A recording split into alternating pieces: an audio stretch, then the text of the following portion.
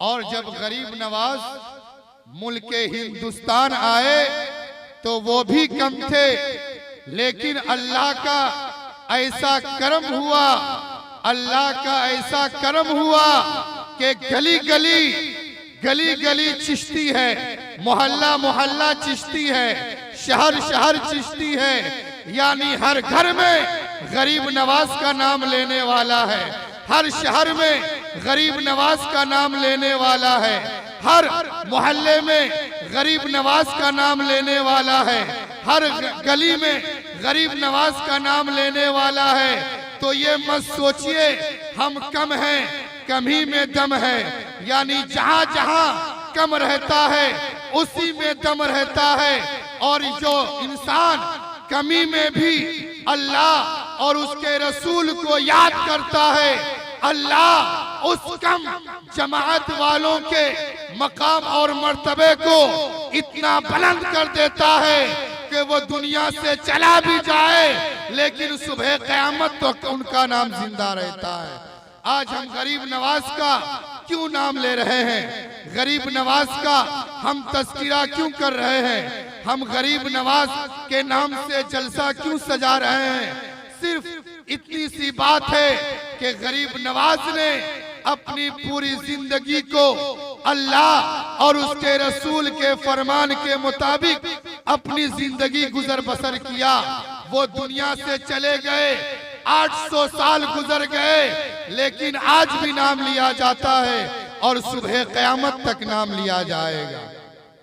तो मैं गुजारिश करना चाहता हूँ कि हम औलिया हो सालिहीन से मोहब्बत करें, औलिया हो सालिहीन से हम प्यार करें, औलिया हो सालिहीन के नाम से हम महफिलें सजाएं, ताकि हमारा बच्चा भी जान जाए कि गरीब नवाज की सीरत क्या है, गौसे आजम की सीरत क्या है, गरीब नवाज का किरदार क्या है, आला हजरत की सीरत क्या है, आला हजरत का किरदार क्या है, महबूब इलाही की सीरत क्या है।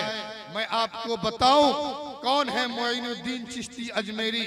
ये मोइनुद्दीन किसने कहा, ये मोइनुद्दीन नाम किसने दिया? रसूलुल्लाह सल्लल्लाहु ताला अलैहि वसल्लम ने दिया। और हिंदुस्तान गरीब नवाज को किसने भेजा? रसूलुल्लाह ने भेजा। यानी खुदा ने गरीब नवाज को मुल्क हिंदुस्तान भेजा। अब जिस गरीब नवाज को मेरे रसूल ने, मेरे आका ने, मेरे मौला ने, मेरे नबी ने मुल्क हिंदुस्तान भेजा हो, फिर उस गरीब नवाज को मुल्क हिंदुस्तान से कौन निकाल सकता था? और जिस इंसान को, जिस मुसलमान को गरीब नवाज ने बसाया हो, उस मुसलमान को हिंदुस्तान से कौन निकाल सकता है? अरे गरीब नवाज ने ऊंट को बैठा दिया तो कोई पृथ्वी चौहान भी नहीं उठा पाया, उनके गुलामों ने भी नहीं उठा पाया। और जिस मुसलमान को गरीब नवाज ने मुल्क हिंदुस्तान में बसाया है, उस मुसलमान को हिंदुस्तान से कौन बाहर निकल सकता है? तो मैं गुजारिश करना चाहता हूँ कि हम जिंदगी गुजारें गरीब नवाज के सीरत पर, गरीब नवाज के किरदार पर, गरीब नवाज के कैरेक्टर पर। हुजूर गरीब नवाज रज़ी अल्लाह ताला अन्हु का जैसे उर्स आता है, बच्चा हो अजमेर शरीफ जाएंगे, जवान हो अजमेर शरीफ जाएंगे, बूढ़े हो अजमेर शरीफ जाएंगे। यानी हर गुलाम की जबान पर यही सदाएं होती है कि अजमेर शरीफ जाना है, गरीब नवाज के रोजे पर जाना है, गरीब नवाज की बारगाह में हाजिरी देनी है। यानी मुस्लिम भी है तो गरीब नवाज की बारगाह में जाना है, गैर मुस्लिम भी है तो गरीब नवाज की बारगाह में जाना है। यानी जो कलमा पढ़ता है वो भी गरीब नवाज की बारगाह में जाता है, जो कलमा नहीं पढ़ता है वो भी गरीब नवाज की बारगाह में जाता है। यानी हर शख्स जैसे ही रजब का चांद निकलता है, हर इंसान मचलने लगता है, हर मुसलमान मचलने लगता है, हर बच्चा मचलने लगता है, हर जवान मचलने लगता है। कि हमें गरीब नवाज की बारगाह में जानी है, हमें गरीब नवाज के रोजे पर जाकर हाजिरी देनी है। ऐसे ही फतेहपुर सिकरी में एक पीर साहब थे, उनका एक मुरीद था। मुरीद ने कहा, हुजूर मैं अजमेर शरीफ जाना चाहता हूँ। पीर साहब ने कहा, अगले साल चले जाना। मुरीद बहुत वफादार था, इस साल कैंसिल कर दिया। अगले साल फिर मुरीद आया, कहा हुजूर मैं अजमेर शरीफ जाना चाहता हूँ। कहा अगले साल चले जाना। जब 2 साल पीर साहब ने मना कर दिया तो तीसरे साल मुरीद ने अपनी मर्जी से बस का टिकट कटवा लिया और जब पीर साहब की बारगाह में आया, कहा हुजूर मैं अजमेर शरीफ जा रहा हूँ, मैं बस का टिकट भी ले लिया हूँ। पीर साहब ने कहा हमें नमाज पढ़ने दो, नमाज पढ़ने के बाद हम तुम्हें इजाजत देंगे। पीर साहब नमाज के लिए खड़े हुए, नमाज पढ़े, तस्बीह पढ़ने लगे।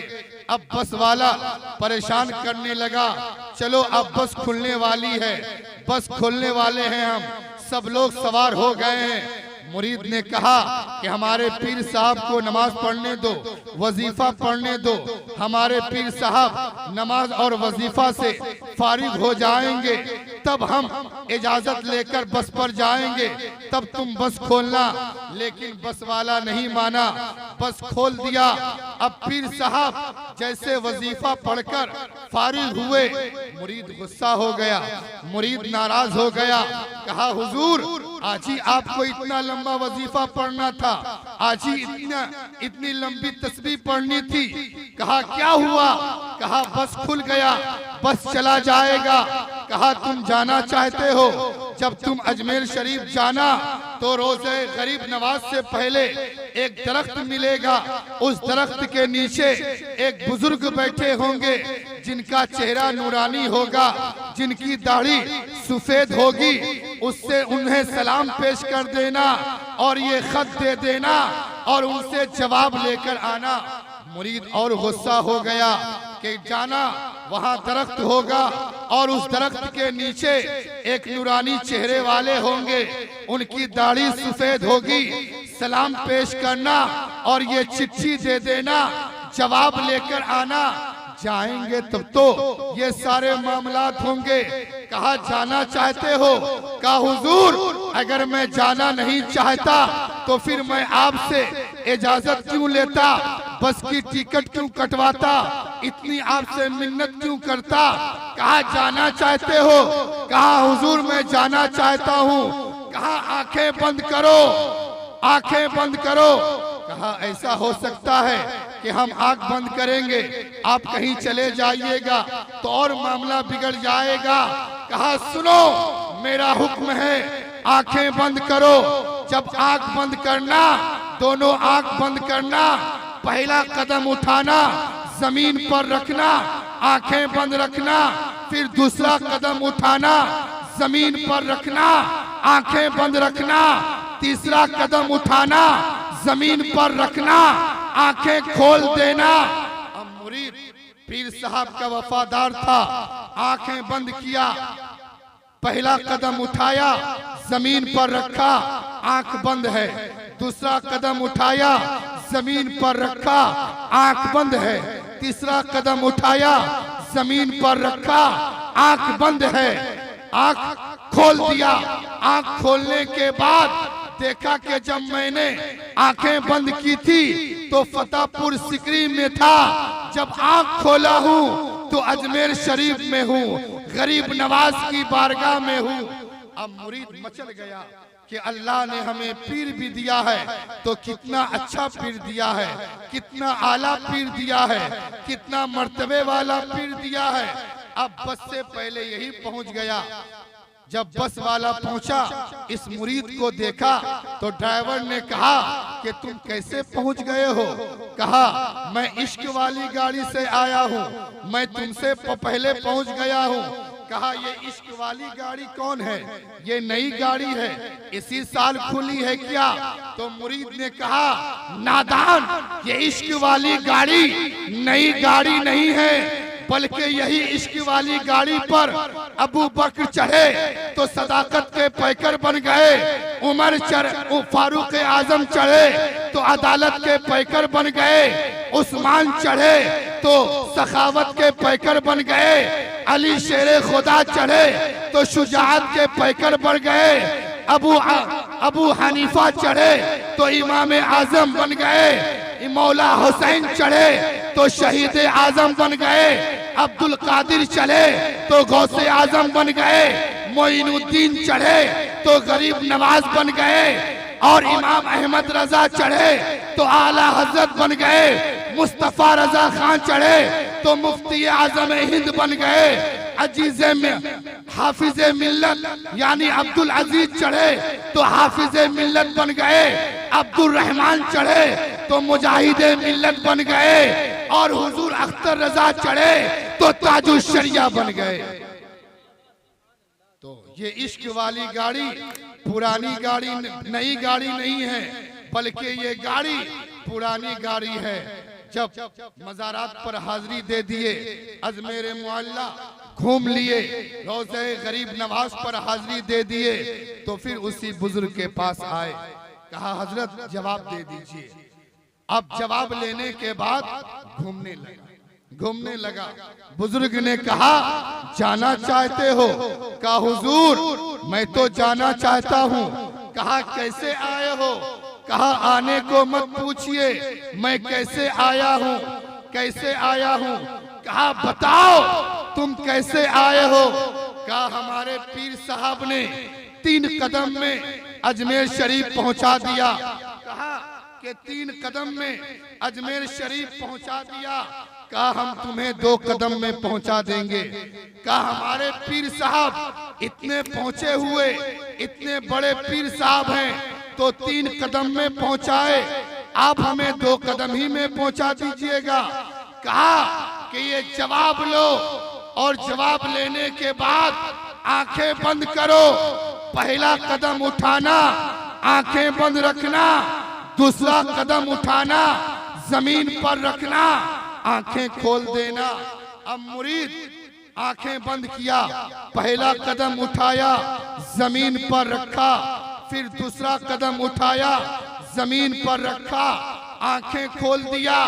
जब आंख बंद किया था तो अजमेर शरीफ में था, जब आंख खोला तो फतेहपुर सिकरी पहुंच गया। जब पीर साहब पर नजर पड़ी तो कहा कि पीर हजरत अब क्या सोचे थे कि हम फंस जाएंगे? आपसे भी वो बहुत बड़े पीर साहब हैं जो 2 ही कदम में अजमेर शरीफ पहुंचा दिए। अब चिट्ठी दिया और कदमों में गिर गया। कहा हुजूर आपने चिट्ठी दिया, हमने वहां दे दिया, वो भी चिट्ठी दिए, आपको मैंने दिया, आपने खोला, मुस्कुरा दिया। इस चिट्ठी में क्या है, आपने क्या लिखा और जवाब आपको क्या मिला? तो पीर साहब ने कहा मेरे मुरीद मैंने चिट्ठी में लिखा था, या हुजूर या गरीब नवाज आपके कितने चाहने वाले हैं, आपके कितने मानने वाले हैं कि जैसे ही रजब का चांद नजर आता है, बच्चा हो अजमेर शरीफ, बूढ़ा हो अजमेर शरीफ, जवान हो अजमेर शरीफ, कलमा पढ़ने वाला हो अजमेर शरीफ, कलमा नहीं पढ़ने वाला हो अजमेर शरीफ, हर आशिक की जबान पर, हर आदमी की जबान पर यही सदाएं होती है कि हमें अजमेर शरीफ जाना है, हमें गरीब नवाज की बारगाह में जाना है। कहा हमने लिखा है यही चिट्ठी में, और जवाब आया कि मेरे गुलाम तुमने अपने एक मुरीद को नहीं रोक पाए तो हम इतने अपने गुलाम को कैसे रोक पाएंगे? फिर मुरीद ने कहा हुजूर वो कौन थे, वो कौन है? कहा नादान वो कौन है? वही तो हिंदल वली हैं, वही तो अताए रसूल हैं, वही तो मोइनुद्दीन हैं, वही तो गरीब नवाज हैं। तो मैं गुजारिश करना चाहता हूं कि औलिया और सालिहीन के नक्श कदम पर चलिए, औलिया हो सालहीन के फरमान के मुताबिक अपनी जिंदगी बसर कीजिए। आज कुछ लोग कहते हैं कि जलसा से, मिलाद से क्या फायदा होने वाला है, जलसा करा के क्या फायदा मिलता है, मिलाद से क्या फायदा मिलता है। 2 घंटे के मिलाद में, 2 घंटे के मिलाद में कुरान सुनाया जाता है, हदीसे पाक सुनाई जाती है। रात भर के जलसे में कभी अल्लाह का फरमान सुनाया जाता है, कभी नबी की सीरत बयान की जाती है, कभी सहाबा का किरदार बयान किया जाता है, ताकि लोग को पता चले कि अल्लाह का फरमान क्या है, नबी की सीरत क्या है, सहाबा का किरदार क्या है, औलिया हो सालहीन का कैरेक्टर क्या है। अरे इस 2 घंटे के मिलाद से और रात भर के जलसे से जितना फायदा होता है, उतना फायदा 40 दिन के चिल्ले में भी नहीं होता है, 10 दिन के चिल्ले में भी नहीं होता है। आज लोग जमात में लेकर जाते हैं कि हम दीन की दावत दे रहे हैं, हम दीन की दावत दे रहे हैं, नमाज की दावत दे रहे हैं। इब्लीस ने भी बहुत सजदा किया था, बहुत इतना सजदा किया था कि रुए जमीन पर सुई के बराबर एक भी जगह खाली नहीं थी जहां इब्लीस ने सजदा नहीं किया। लेकिन आदम अलैहिस्सलाम की बारगाह में सजदा करने से इनकार कर दिया, तो सारे सजदे को अल्लाह ताला ने उसके मुंह पर फेंक दिया। तो पता चला सजदा उसी की कबूल होगी जिसके दिल में रसूल की मोहब्बत होगी, जिसके दिल में अहले बैत की मोहब्बत होगी, उसी की नमाज भी कबूल होगी, उसी का सजदा भी कबूल होगा। आप नमाज पढ़िए, नमाज पढ़ लीजिए, नियत कीजिए, सना पढ़िए, सूरह फातिहा पढ़िए, सूरह फलक पढ़िए, सूरह नास पढ़िए, पूरा कुरान पढ़ लीजिए। लेकिन जब 4 रिकात में आप बैठिएगा तो तहियात के बाद दरूद इब्राहिम पढ़ना है। उसमें हम क्या पढ़ते हैं? अल्लाहुम्मा सल्ली अला मुहम्मद व अला आलि मुहम्मद। यानी जब तक हम रसूल पर, रसूल की औलाद पर दरूद ना पढ़ लें तब तक हमारी नमाज भी कबूल नहीं होती है। तो पता चला नमाज खुदा की इबादत, तज़किरा अली का, नमाज खुदा की इबादत, तज़किरा मौला हुसैन का, नमाज खुदा की इबादत, तज़किरा अहले बैत का। और जो नादान ये कहते हैं कि अगर नमाज में रसूल की याद आ जाए तो नमाज नहीं होगी, मैं उन नादानों से कहना चाहता हूं कि नादान, जिस नमाज में नबी की याद आए वही नमाज अल्लाह की बारगाह में कबूल होती है, और जिस नमाज में रसूल की याद ना आए वो नमाज बेकार है, वो नमाज अल्लाह की बारगाह में कबूल भी नहीं होती है। तुम ये कहते हो कि ये जलसे से क्या फायदा? अरे बंद करना है तो फिर 31 दिसंबर का नाच गाना बंद करो। अगर बंद करना है तो शादी ब्याह में डांस बंद करो। अगर बंद करना है तो शादी के मौके से खुराफात बंद करो, ताकि हमारा समाज, हमारा मुआशरा अच्छा बन जाए, सुथरा बन जाए। अगर बंद करना है तो जो लोग शादी ब्याह के नाम पर, बारात के नाम पर 100-150 बारात लेकर बेटी वाले के घर पर जाते हैं, ऐसे बारात को बंद करो, तब हम तुम्हें समझेंगे। और तुम बंद करने पे लगे हो, मिलाद बंद करो, जलसा बंद करो, नियाज बंद करो, फातिहा बंद करो। मिलाद में तो अल्लाह का फरमान सुनाया जाता है, मिलाद में, जलसे में तो रसूल की सीरत सुनाई जाती है कि हमारे नबी की ये सूरत है, सीरत है, हमारे नबी का ये फरमान है, हमारे नबी का ये किरदार है। लेकिन 31 दिसंबर को जब नाच हो, जब मुसलमान का बच्चा डीजे बजाकर 31 दिसंबर को डांस करे, अगर तुम्हें रोकने की हिम्मत है तो उस डांस को रोक कर दिखाओ, उस शादी में खुराफात को रोक कर दिखलाओ। आज क्या हालत है? आज हमारे मुसलमानों के घरों में अगर शादी ब्याह हो तो 6 दिन पहले से गाना बजता है। न अजान का अदब, न नमाज की अदब। अजान हो रही है, गाना बज रहा है, नमाज हो रही है, गाना बज रहा है। और हमारी माँ बहनें 6-6 दिन तक गीत गाती है, ढोलक बजाती है। क्यों? अगर बंद करना है तो इन खुराफात को बंद करो। हम तो मिलाद में, जलसे में यही कहते हैं कि औरत को बेपर्दा मजार शरीफ पर नहीं जानी चाहिए। औरत को शादी ब्याह के मौके से बेपर्दा घर से नहीं निकलनी चाहिए, क्योंकि औरत की आवाज भी औरत है। औरत को कुरान जोर से पढ़ने का हुक्म नहीं है, ताकि कोई गैर मरहम न सुन ले तो फिर उस औरत को गीत जोर से गाने की कैसे इजाजत मिल सकती है? हम तो यही सुनाते हैं मिलाद में, हम तो यही सुनाते हैं जलसे में कि मन तरक सलाता मुतअम्मिदन फकर, जिसने जानबूझकर एक वक्त की नमाज छोड़ी उसने कुफ्र किया। हम तो कहते हैं नमाज भी पढ़ो, नियाज भी करो, यानी पहले नमाज तब नियाज। यानी हम नमाज की भी दावत देते हैं, हम नियाज की भी दावत देते हैं, ताकि नमाज पढ़कर अल्लाह की खुशनुदी हासिल हो जाए और नियाज करके अल्लाह के वली की मोहब्बत अपने दिल में बसा ले, उनकी रूहानियत अपने दिल में बसा ले। हम तो इसीलिए कहते हैं कि नमाज भी पढ़ो, मिलाद भी करो, नमाज भी पढ़ो, जलसा भी करो, नमाज भी पढ़ो, नियाज भी करो। तो मैं गुजारिश करना चाहता हूँ कि इन खुराफातों के चक्कर में मत रहिए, बल्कि जब तक जिंदगी बाकी रहेगी तब तक गरीब नवाज का जिक्र करते रहेंगे, तब तक गौसे आजम का जिक्र करते रहेंगे।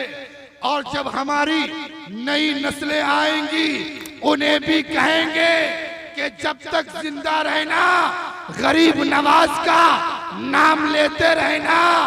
बल्कि हम जो हिंदुस्तान में हैं, हिंदुस्तान में हमारे बाप दादा मुसलमान थे, ये किसी और का एहसान नहीं बल्कि गरीब नवाज का एहसान है, गरीब नवाज का एहसान है।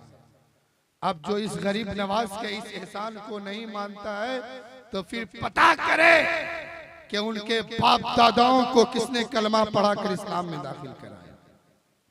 वो पता किसको पता करे कि उन्हें उनके बाप दादाओं को किसने अल्लाह के रास्ते पर लाया, नबी के दामन से किसने वाबिस्ता कराया, वो अपने बाप दादा से पता करे। गरीब नवाज जब मुल्के हिंदुस्तान आए तो चंद फकीरों की जमात के साथ। आज तो हम लोग कहीं मेहमानी में जाते हैं तो पहले से बिरयानी बन जाता है, पहले से घर बिल्कुल सजाया जाता है कि मेहमान साहब आ रहे हैं, मटन चिकन यानी तरह तरह के आइटम रहते हैं। लेकिन अताए रसूल जिसे रसूलुल्लाह ने मुल्के हिंदुस्तान भेजा कि हसन तुम हमारे दीन के मददगार हो, तुम मुल्के हिंदुस्तान जाओ और हमारे दीन की तबलीग करो, हमारे दीन की तबलीग करो। जब मुल्के हिंदुस्तान आए तो पृथ्वी चौहान ने जब सुना कि एक फकीर आ रहा है, एक दुर्वेश आ रहा है जो हमारी सल्तनत को तबाह बर्बाद कर देगा, हमारी हुकूमत को खत्म कर देगा, हमारी हुकूमत को निस्तो नाबूद कर देगा, तो पृथ्वी चौहान ने कहा कि उनको कोई घर में पनाह नहीं देगा। सारे लोग अपने घर के दरवाजे बंद कर लिए, अपने घर के दरवाजे को बंद कर लिए। अब कोई गरीब नवाज को बैठने की जगह नहीं दे रहा है, कोई गरीब नवाज को अपने घर में नहीं बैठा रहा है, कोई खाना नहीं खिला रहा है, कोई पानी नहीं पिला रहा है। यानी हर आदमी गरीब नवाज के लिए दरवाजा बंद कर रहा है। लेकिन गरीब नवाज ने सब्र के साथ दीन की खिदमत किया, अल्लाह के फरमान को सुनाया, नबी के फरमान को सुनाया। नतीजा ये निकला कि जिनके बाप दादाओं ने गरीब नवाज के लिए अपने घर को बंद किया था, आज उनके बच्चे सबसे पहले गरीब नवाज के रोजे पर चादर चढ़ाते हैं, गरीब नवाज की बारगाह में चादर लेकर आते हैं। नारे तकबीर, नारे रिसालत, मसलके आला हज़रत फैज़ाने हुज़ूर गरीब नवाज, ख्वाजा का हिंदुस्तान। माशाअल्लाह माशाअल्लाह, बहुत उम्दा भाई। जब आप गरीब नवाज से मोहब्बत करेंगे तो उनके सीरत पर भी हमें अमल करनी चाहिए। गरीब नवाज के हर किरदार पर हमें अमल करनी चाहिए। गरीब नवाज की शान क्या है, अपने तो अपने गैर भी गवाही दे रहे हैं। गरीब नवाज की शान गैर भी गवाही दे रहे हैं। इन लोगों को नहीं मालूम तो नहीं मालूम। यूरोप से एक नेता आया, एक दानिश्वर आया। जब मुल्क हिंदुस्तान आया तो जो भी विदेश से नेता लीडर आता है उसके लिए अलग से इंतजाम किया जाता है, उसे हिंदुस्तान घुमाया जाता है।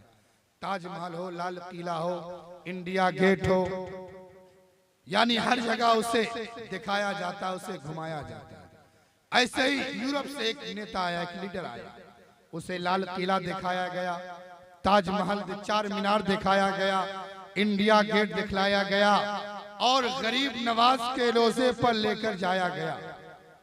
जब गरीब नवाज के रोजे पर गया तो देखा कि लोगों का हुजूम है, हर आशिक की जबान पर है या मोइन हक मोइन, या मोइन हक मोइन। हर गुलाम की जबान पर यही सदाए है। उसने सोचा कि अंदर जाऊं, इज़्दिहाम ने रोक लिया। फिर कोशिश किया कि अंदर जाऊं, जाना चाहा, इज़्दिहाम ने रोक लिया। अब उनके गार्ड ने किसी तरीके से अंदर दाखिल किया तो पहली नजर गुंबद पर पड़ी और गुंबद पर सोने का कलश देखा। सोचा कि बादशाह इसी गुंबद पर होंगे और हीरे जवाहरात, सोने चांदी तकसीम करते होंगे, इसीलिए भीड़ लगी हुई है, भीड़ जमा है, लोगों का हुजूम है। जब अंदर दाखिल हुआ देखा कि एक रोजा बना है, उस पर चादर है और लोग खड़े हैं और हर जबान पर यही है, या मोइन हक मोइन, या मोइन हक मोइन। जब वो निकला, अपने मुल्क गया, अपने देश में गया तो मीडिया वालों ने कहा आप हिंदुस्तान गए थे, हिंदुस्तान से आ रहे हैं, आपने क्या देखा, क्या अजूबा देखा? कहा मैंने हिंदुस्तान में हर चीज देखा, लेकिन एक अजूबा चीज जो देखा उसका क्या कहना? कहा मैंने जो देखा, यानी 100 साल कांग्रेस की हुकूमत होगी ये अलग बात है, हुमायूं की हुकूमत होगी, बाबर की हुकूमत होगी और भी किसी बादशाह की हुकूमत होगी, लेकिन हुकूमत उसी की चलती है जो अजमेर की जमीन पर, अजमेर की सरजमीन पर लेटा हुआ है, उसी की हुकूमत हिंदुस्तान में चलती है। तो गैर भी गरीब नवाज की हुकूमत की गवाही दे रहे हैं। तो मैं आपसे कहना चाहता हूं कि गरीब नवाज के फरमान के मुताबिक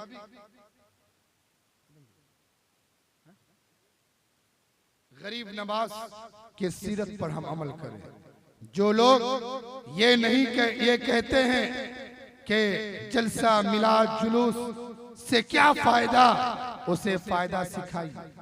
आज जब आप इस महफिल से जाइए तो फजर की नमाज पढ़िए और कहिए सीना ठोक कर कि देखो मिलाद से जलसे से हमें यही फायदा मिला कि हम आज से नमाजी बन गए, क्योंकि गरीब नवाज रात रात भर इशा की वजू से फजर की नमाज पढ़ते थे और रात रात भर कुरान की तिलावत करते थे।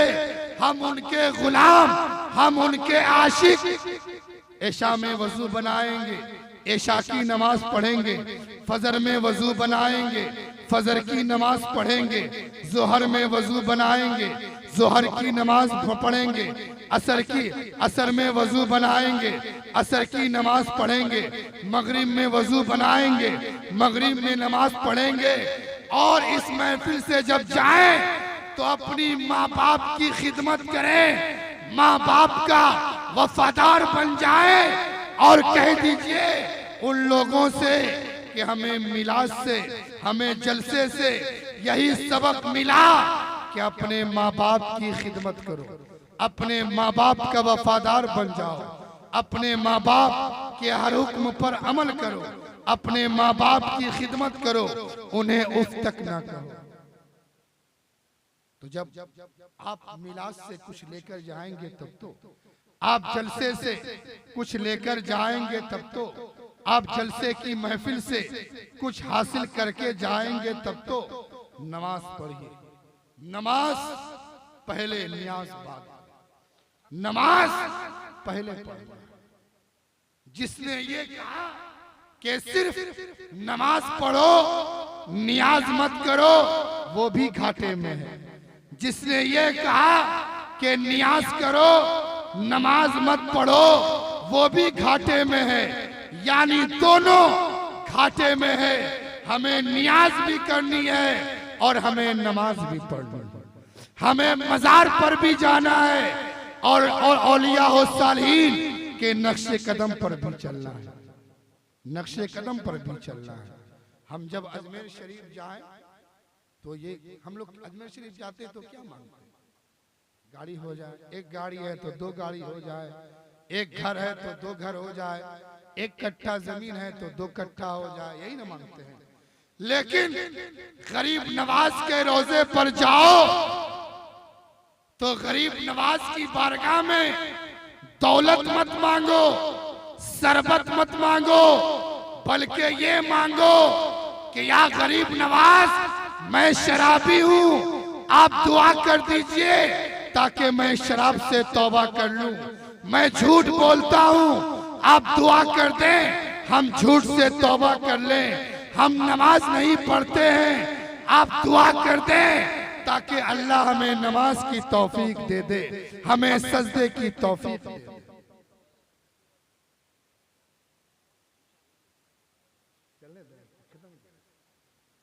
अल्लाह हमें नमाज की तौफीक दे दे।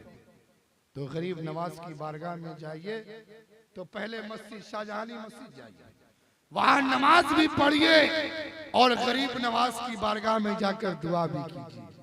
यहाँ सजदे भी होंगे और वहां दुआ भी होगी, तब जाकर आपकी दुआ अल्लाह की बारगाह में कबूल होगी। और माँ बाप का अदब किया है। आज बहुत सारे नौजवान हैं जो शादी ब्याह के बाद माँ बाप को भूल जाते हैं, अलग, अब बीवी के साथ अलग फ्लैट में रहेंगे। माँ बाप परेशान है, माँ बाप तकलीफ में है, माँ बाप दर्द है, भूखा है, प्यासा है, कोई फर्क नहीं। जिनके माँ बाप नाराज होते हैं उनकी नमाज भी अल्लाह की बारगाह में कबूल नहीं होती है। एक वाकया सुनिए। हजरत मूसा अलैहिस्सलाम ने अल्लाह से अर्ज किया, मौला मेरे साथ जन्नत में कौन जाए? रब ने कहा, मूसा तेरे साथ फला कसाई जन्नत में जाएगा। हजरत मूसा अलैहिस्सलाम ताज्जुब में पड़ गए कि मौला मैं नबी, वो कसाई, ये कैसे हो सकता है? मूसा अलैहिस्सलाम तलाश करते करते उस कसाई के पास पहुंचे, उसके दुकान पर गए। कसाई ने मूसा अलैहिस्सलाम को अदब एहतराम के साथ बैठाया और जब शाम में दुकान बंद किया तो कहा चलिए मेरे घर पर। जब घर पर गए तो वो कसाई अपने हाथ से रोटी बनाया, सालन तैयार किया। सालन तैयार करने के बाद मूसा अलैहिस्सलाम से वो कसाई कहता है, ऐ मेहमान अभी रुको, पहले मैं अपनी माँ को खाना खिला दूं, क्योंकि हमारी माँ चबा नहीं सकती, उसे दांत नहीं है। मैं अपने मुंह में पहले खाना लेता हूँ और चबाता हूँ, तब अपनी माँ के मुंह में डालता हूँ। जब अपनी माँ को वो कसाई खाना खिला दिया, तब मूसा अलैहिस्सलाम के सामने दस्तरखान बिछाया और दोनों मिलकर खाना खाए। और वो कसाई जाकर आराम करने लगा। मूसा अलैहिस्सलाम जागते रहे। जब रात का आधा हिस्सा गुजर गया तो मूसा अलैहिस्सलाम क्या देखते हैं कि उनकी माँ सर को सजदे में रखकर अल्लाह की बारगाह में दुआ कर रही है, मौला मेरे बेटे को मूसा अलैहिस्सलाम के साथ जन्नत में भेजना, मेरे बेटे को मूसा अलैहिस्सलाम के साथ जन्नत में भेजना। तो ये माँ बाप की खिदमत करने का सिला है, ये मकाम है कि अगर माँ बाप अगर दिल से दुआ कर दे बच्चे के लिए तो अल्लाह ताला उस दुआ को कबूल कर लेता है। बस जाते जाते आखिरी बात कि गरीब नवाज की महफिल में आने वालों, गरीब नवाज के नाम से जलसा सजाने वालों, गरीब नवाज के हर फरमान पर अमल करो। अब जब 31 दिसंबर आए तो वहां डीजे बजाकर डांस मत करना। 1 जनवरी के मौके से खुराफात मत करना, शराब की बोतलें मत उड़ाना, यानी खुराफात मत करना। बल्कि हम मुसलमान हैं, हमारा नया साल मुहर्रमुल हराम से शुरू होता है, तो हमारा नया साल मुहर्रमुल हराम से शुरू होता है। तो हम 31 दिसंबर के मौके से खुराफात ना करें, नमाज की पाबंदी करें।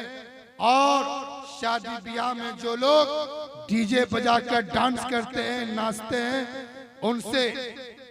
उनसे मेरा पैगाम है कि आप इस चीज से तौबा कर लीजिए और अल्लाह की बारगाह में तौबा कर लीजिए और निकाह को इतना सस्ता कर दीजिए कि ज़िना महंगा हो जाए। निकाह में कोई जरूरी नहीं है कि 10,000 का कपड़ा हो, 100 बाराती हो, बल्कि पुराने कपड़े में यानी पुराने जोड़े में मस्जिद में अपना निकाह कर लो, सुन्नते मुस्तफा अदा हो जाए।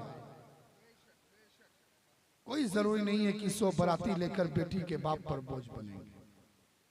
हम नया साल का जश्न मनाते हैं, एक ईंट और गिर गई आबे हयात से नादान कह रहा है नया साल मुबारक हो। ये सोचो कि 1 साल हमारे जिंदगी का कम हो गया।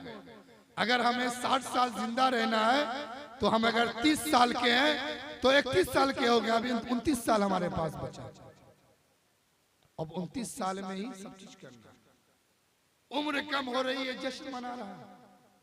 उम्र जब कम हो तो और अल्लाह की बारगाह में तौबा कीजिए, अल्लाह के बारगाह में रो रो कर आंसू बहाइए कि अल्लाह हमारी मग़फ़िरत कर दे, अल्लाह हमारे गुनाहों को माफ कर दे, हमारे खताओं को माफ कर दे। बस मैं इतनी बातों पर अपनी तक़रीर ख़त्म करता हूँ। वाखिर दावाना अल्हम्दुलिल्लाह रब्बिल आलमीन। हमारे कहने में, आपके सुनने में अगर कोई गलती रह गई हो तो आइए हम सब मिलकर अल्लाह की बारगाह में तौबा करते हैं। अस्तगफिरुल्लाह रब्बी मिन कुल्ली ज़म्मी व अतूबु इलैहि, ला इलाहा इल्लल्लाह मुहम्मदुर रसूलुल्लाह सल्लल्लाहु तआला अलैहि वसल्लम। जिन लोगों ने इस महफिल में हिस्सा लिया मौला, जिन्होंने इस महफिल को सजाया मौला, उनके रोजी रोजगार में, कारोबार में बेशुमार बरकतें अता फरमा। उन सबों को 5 वक्ता नमाज पढ़ने की तौफीक अता फरमा। उन सबों को सजदों की तड़प अता फरमा।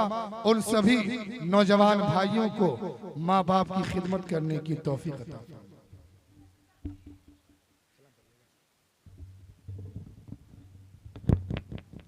मुस्तफ़ा जा